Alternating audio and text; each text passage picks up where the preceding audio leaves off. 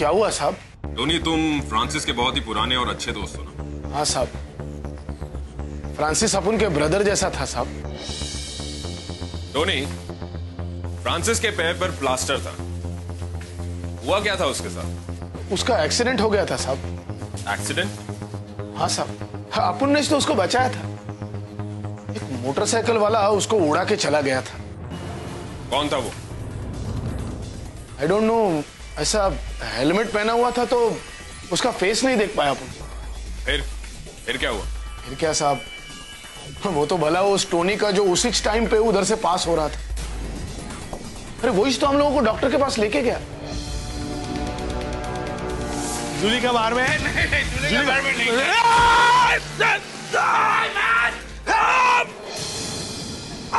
Man, Francis तू चिंता मत कर। ओ लॉर्ड, मैन इसको क्या हो गया?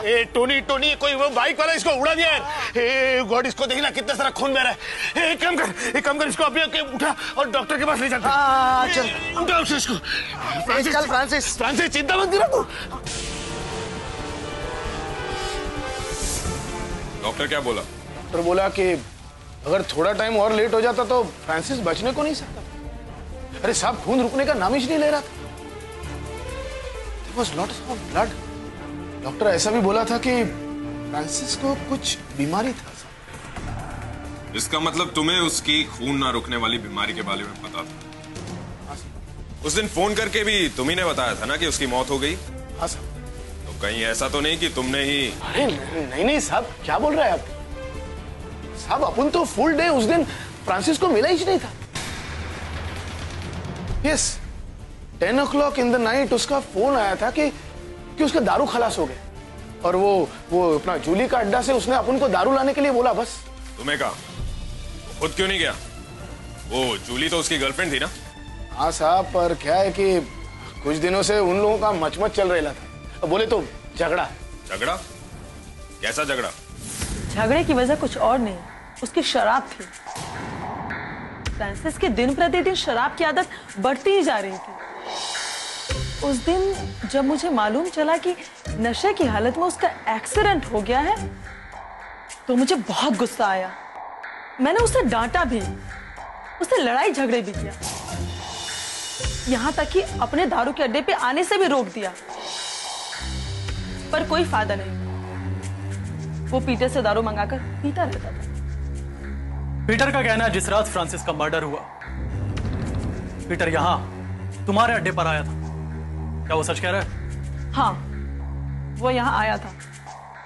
कितने बजे आया था? करीब 10:15 बजे। क्या 10:15 बजे? लेकिन तुम्हारे अड्डे से तो फ्रांसिस का घर मात्र 15 मिनट की दूरी पर है। तो पीटर फ्रांसिस के घर 11 बजे क्यों पहुंचा? वो साहब, मैंने रोका था उसे। क्यों रोका था उसे? मैंने सोचा कि न जाने कुछ खाया भी होगा या नहीं, तो उसके लिए खाना पैक करके दिया मैंने। उसकी वो लालची बहनों ने तो कुछ पूछा भी नहीं होगा उसे।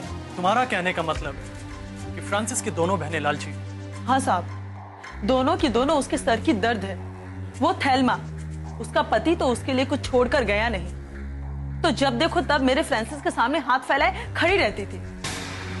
और फियोना, उसके लिए तो फ्रांसिस का बाप एक खोली छोड़कर गया था जिसे वो भाड़े पर चढ़ाकर पैसे कमाती थी, लेकिन अपने भाई की कभी मदद नहीं की। और वो थेल्मा, उसकी आंखें तो फ्रांसिस के अक्सा गांव वाली प्रॉपर्टी पर थी। एक दिन जब मैं उसके घर गई तो देखी कि फ्रांसिस और थेल्मा के बीच बहुत बड़ा झगड़ा चल रहा था। तू काहे हुआ तेरे? तू क्या चाहती है कि मैं मेरा प्रॉपर्टी बेच के उसका पैसा तेरे को दे दूं? हट, काहे को? मैं जो कुछ भी कर रही हूँ अपने बच्चों के लिए कर रही हूँ, ताकि उन पैसों से उनके लिए छोटा सा घर खरीद सकूं। तुम दोनों तो आराम से अपने अपने घरों में रहते हो, लेकिन मैं अपने बच्चों के साथ भाड़े के घर में रहती हूँ। और अब तो इतनी प्रॉब्लम आ गई है कि किराया भरना भी मुश्किल हो गया है। तो पापा ने तुम्हें भी तो घर दिया था ना, तुमने उसको बेच दिया। तुम्हारा मिस्टेक है ये मेरा मिस्टेक नहीं है, ये मेरी मजबूरी थी। तो ऐसा मजबूरी वापस भी आ सकता है ना? मैं मेरा प्रॉपर्टी नहीं बेचेगा और एक फुटा दमड़ी नहीं देगा तेरे को। मैं सारा मर जाएगा ना तो भी तेरे को प्रॉपर्टी नहीं देगा ना। यही तो मैं चाहती हूँ कि तुम मर जाए, उसके बाद तो ये सारी मिलेगी ना। हेल्मा तो चाहती ही थी कि फ्रांसिस मर जाए ताकि उसकी सारी प्रॉपर्टी उसकी हो जाए।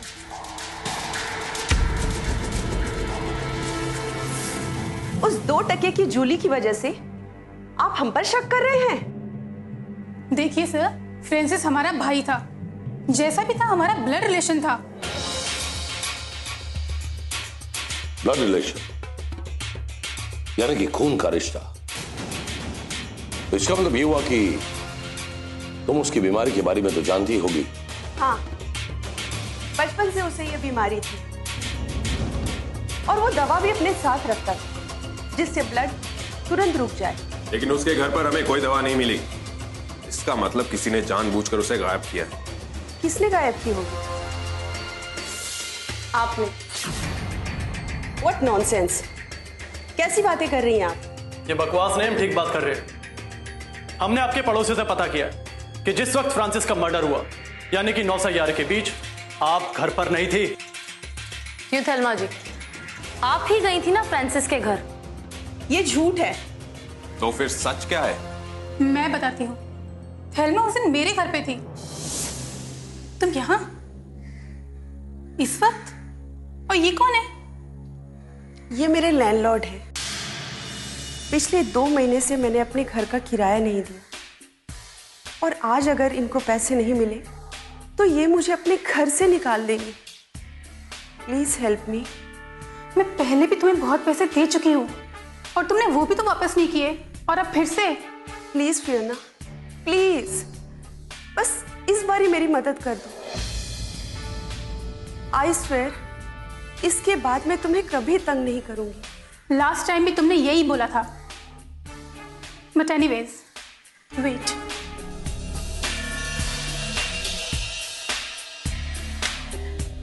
ये लो। Thank you. ये लीजिए आपके 2 महीने का किराया। Thank you. और कुछ देर तक थेल्मा मेरे साथ ही रुक गई थी। बातों बातों में वक्त गुजर गया। उसके बाद फोन आया। पीटर ने हमें फोन पे फ्रांसिस के बारे में बताया। उसके बाद हम वहां पहुंचे। उस लैंडलॉर्ड का नंबर दो। 98-132-569। साहिल, तुम इस नंबर से पता लगाओ कि ये नंबर सही है या गलत। आप लोग जा सकते हैं।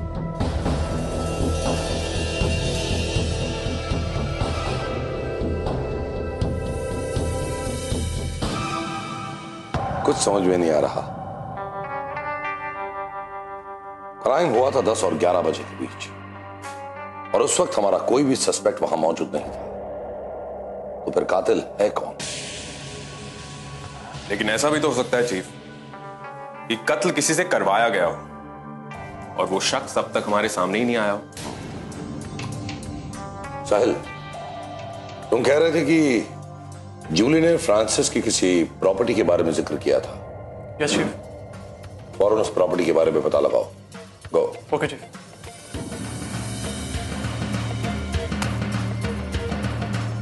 शाना और रवि, तुम एक बार फिर से फ्रांसिस के घर जाओ और ढूंढो। मुझे पूरा यकीन है कि ऐसा कुछ न कुछ तो मिल जाएगा जो हमें इस केस सॉल्व करने में मदद कर सके। ओके जी।